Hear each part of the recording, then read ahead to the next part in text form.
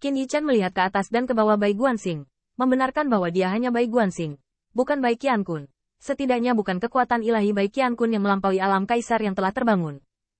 Bai Guanxing hanyalah seorang kaisar. Meskipun dia telah menyembuhkan di klan Huaxu selama beberapa tahun, tampaknya dia tidak bisa lupa untuk berlatih, tetapi peningkatannya tidak besar. Melihat sisiku, hanya Hua Daoru yang adalah seorang kaisar. Meskipun kaisar dan kaisar tidak bisa digeneralisasikan, Anda harus tahu bahwa Hua Daoru adalah murid yang diajar oleh Ibu Huasu, dan dia juga ada dalam darah Kaisar Hao Tian. Permaisuri Huaxu adalah sosok kuat dari generasi yang sama dengan putra Bai Ze. Bahkan jika ada celah, jangan lupa bahwa klon Bai Guanxing sekarang hanya setengah dari kekuatannya. Selain itu, dia ingin bergabung dengan Hua Daoru.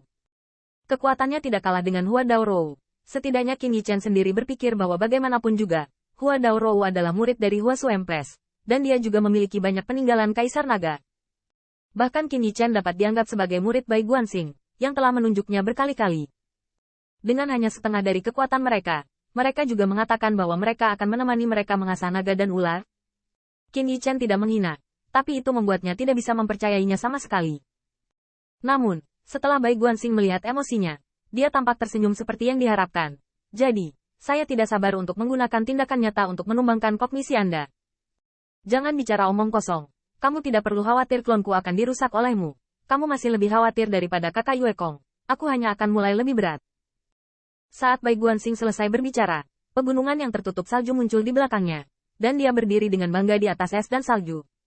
Ini adalah manifestasi dari alam Taois Bai Guanxing. Di kaki Qin Yichan dan Hua Daoru, gunung es muncul dalam sekejap, dan salju menutupi langit yang mengapung di depan mereka, membungkus semuanya dengan warna perak. Pada saat itu, Qin Yichan dan Hua Daoru berdiri berdampingan, berdiri di atas gunung yang tertutup salju, dan ratusan mil jauhnya, Bai Guanxing berdiri dengan tangan di tangannya.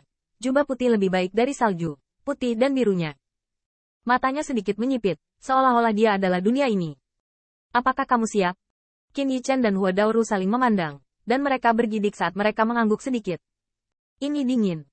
Qin Yichan tahu bahwa dengan tubuh Taonya, bahkan jika dia jatuh ke 9 meter abis, dia mungkin tidak bisa merasakan dinginnya suhu. Tapi inilah alam Bai Guanxing. Segala sesuatu di ranah Taoisme sebenarnya adalah manifestasi dari Taoisme. Ini adalah kasus dengan pegunungan setinggi 10.000 kaki yang tertutup salju di bawah, dan begitu juga dengan salju tebal di langit. Tetapi bagi Bai Guanxing, tidak perlu dengan sengaja mengendalikan salju yang tebal ini. Ini sepertinya hanya penjangkauan. Namun meski begitu, Qin Yichan sudah bisa merasakan dingin di sekujur tubuhnya.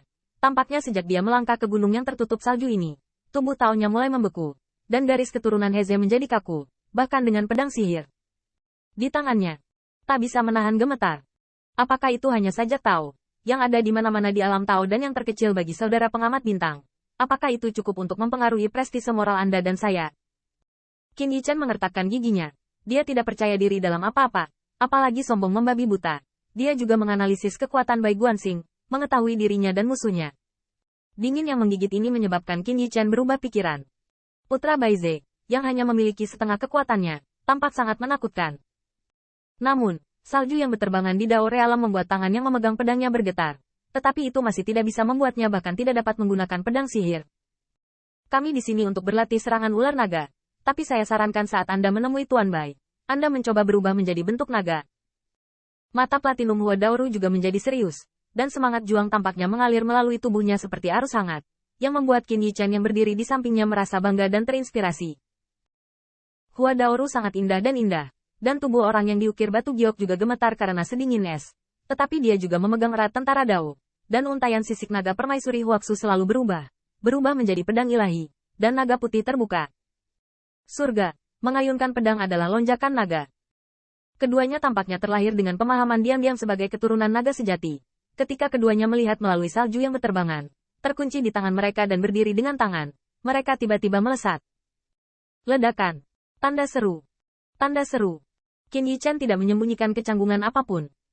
Dia dapat berpikir bahwa putra Bai Ze, yang hanya memiliki setengah kekuatannya, bukanlah tandingannya dan Hua Daoru, tetapi ini sama sekali bukan alasan untuk meremehkan. Putra Bai Ze, itu sudah cukup untuk hidup berdampingan dengan Huaxu Lei Ze. Itu adalah pria kuat yang telah membuat banyak orang kuat gemetar dan kagum. Itu setelah ratusan juta tahun keheningan. Setelah itu keluar, Itu sudah cukup untuk memprovokasi leluhur hitam untuk secara pribadi membunuh keberadaan yang ingin dia bunuh tetapi tidak bisa. Saat sosok itu menghilang, Qin Yichen telah mendesak ruang dan waktu secara ekstrim. Dua gunung yang tertutup salju setinggi 10.000 kaki hanya berjarak 100 mil, dan dia cukup bergerak. Dalam ruang dan waktu Qin Yichen, waktu dan ruangnya penuh kekerasan, dan bahkan matanya mulai berangsur-angsur menjadi sedalam dunia. Namun, apa yang tidak diharapkan Qin Yichen adalah bahwa di mata alam semesta yang luas yang seharusnya dia pantulkan, apa yang dipantulkan masih pegunungan besar yang tertutup salju di depannya, dan langit penuh dengan teror. Jarak ratusan mil tidak terlalu jauh, tetapi salju yang berterbangan di langit telah membuat tulang Qin Yi menjadi dingin, dan yang membuatnya semakin ketakutan adalah bahwa Bai Guanxing tidak dapat ditemukan di atas puncak yang tertutup salju. Gunung. Pada saat itu, Qin Yichen melonjak dengan ketakutan besar yang tidak bisa dijelaskan. Seolah-olah Bai Guanxing melemparkannya ke atas gunung yang tertutup salju ini, dan hawa dingin yang menggigit di sekitarnya cepat atau lambat akan membekukannya menjadi pahatan es, sulit untuk dipindahkan, tidak ada yang peduli. Itulah ketakutan yang sulit untuk menipu diri sendiri. Qin Yichen tahu jarak antara dia dan Bai Guanxing saat itu. Ini seperti, tidak seperti. Ketakutan di hatinya dengan jelas memberitahu Qin Yichen bahwa dalam kognisi, selama Bai Guanxing benar-benar meninggalkannya di alam Taoisme ini, itu sudah cukup untuk membuatnya menyerah. Pada saat itu, Qin Yichen memicu gelombang besar di hatinya.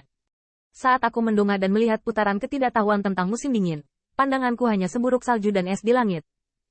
Ketakutan, kekhawatiran, shock, kesepian. Yang paling penting adalah lebih banyak keraguan dan teka-teki. Qin Yichen bingung. Dia cukup yakin bahwa dia telah mendesak ruang dan waktu secara ekstrim. Maka dia harus dapat melakukan perjalanan melalui ruang dan waktu, seperti alam semesta yang seharusnya tercermin di matanya. Kaisar tidak bisa menghentikannya. Kaisar yang kuat mungkin bisa menghancurkan dunia dengan satu pukulan, dan kemudian langsung meledakkannya dari ruang dan waktu dengan pukulan lain. Tetapi, dia seharusnya tidak diizinkan untuk tetap di tempatnya. Ini yang paling mengerikan. Qin Yichen telah mendesak gawai waktu dan ruang secara ekstrim, tetapi dia tampaknya masih berdiri. Namun, yang membuat ketakutan ini semakin menakutkan adalah selain dia, tidak ada orang lain selain es dan salju yang pahit.